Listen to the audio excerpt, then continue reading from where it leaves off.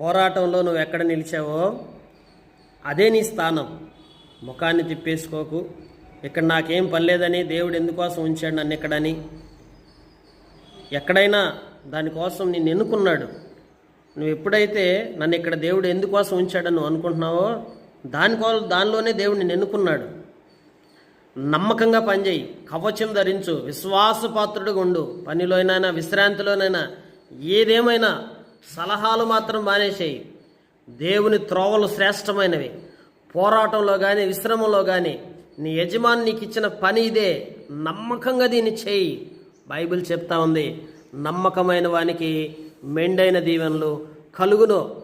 కనుక నిన్ను ఏ స్థానంలో ఉంచాడో ఆ స్థానంలో నువ్వు కానీ నమ్మకంగా పనిచేయటం ప్రారంభిస్తే దేవుడు నిన్ను ఆశీర్వదించడం ప్రారంభిస్తాడు. ఇతర సలహాలు సూచనలు అన్నీ కూడా మానేసేసి దేవుని వైపు దృష్టి సారించి నమ్మకంగా పని